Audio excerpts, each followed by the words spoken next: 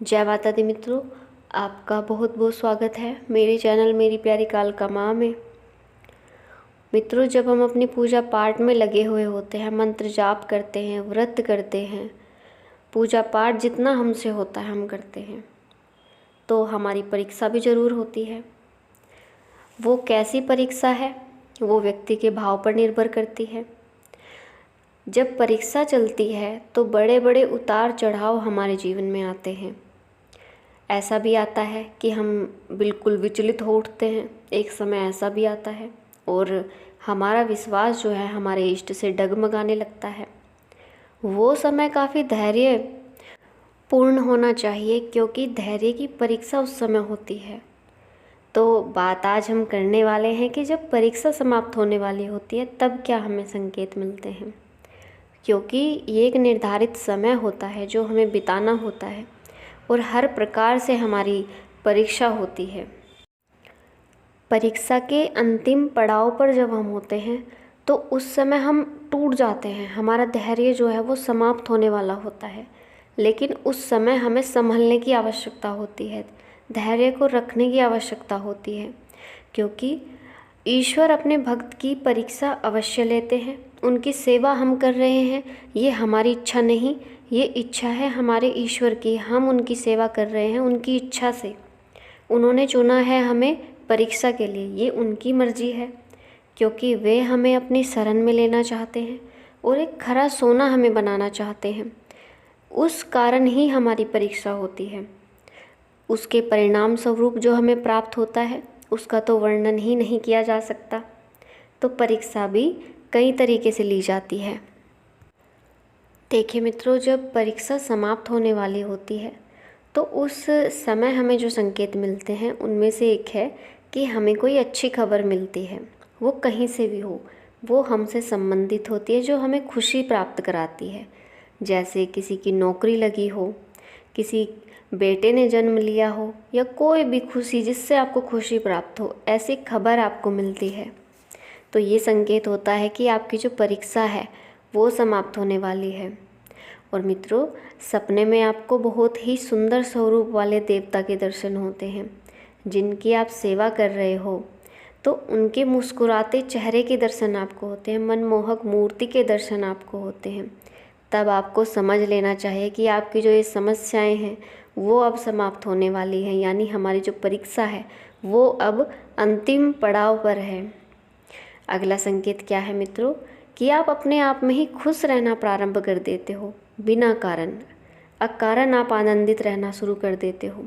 आपको एक संतोष, सेटिस्फैक्शन की अनुभूति होती है, यानी आपको संतोष रहता है प्रत्येक परिस्थिति में। तो ये भी संकेत है आपकी परीक्षा जो है वो अंतिम पड़ाव पर है। और मित्रों, ऐसी परिस्थिति में जब अंतिम पड़ाव पर हमारी परीक्षा होती है तो ऐसे व्यक्ति हमें मिलने प्रारंभ हो जाते हैं जो हर प्रकार से हमारी सहायता करते हैं। हमसे ऐसे व्यक्ति जुड़ने लगते हैं जो हमारा मुसीबत में साथ देने लगते हैं, तो ये भी प्रभु के द्वारा ही भेजे जाते हैं। अगला संकेत हमें क्या मिलता है कि जो हमारा परिवार है, जिसमें लड़ाई झगड़े रहते थे, कोई एक दूसरे का चेहरा भी देखना पसंद नहीं करता था, उनमें प्रेम बढ़ना प्रारंभ हो जाता है। आपको विश्वास भी नहीं होता कि ये मेरा ही परिवार है। अचानक संबंधों में मधुरता आनी प्रारंभ हो जाती है। तो ये भी जो संकेत है वो आपकी जो परीक्षा है उसका समाप्त होने का संकेत है। और मित्रों, आप अपने इष्ट से एक ऐसा रिश्ता जोड़ लेते हैं, जैसे पिता का, माता का, ऐसे संबंध से आप अपने इष्ट के साथ रहते हैं। वो सिर्फ एक मूर्ति आपके लिए नहीं होती, वो आपका सब कुछ बन जाती है। तो ये भक्ति का जो स्तर है वो ऐसा स्तर है कि जो सबसे उच्च स्तर की भक्ति जिसे कहा जाता है।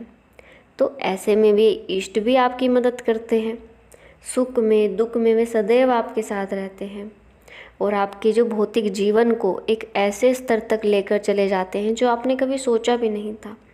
आप विश्वास भी नहीं कर पाओगे जब आपकी परीक्षाएं समाप्त हो जाएंगी कि आपने किन सफलताओं को प्राप्त किया और कैसे प्राप्त कर लिया, जो आपने कभी सोची भी नहीं थी कि हम जो हैं इन ऊंचाइयों को प्राप्त कर सकते हैं। वो सब आपके इष्ट की कृपा के कारण ही होता है।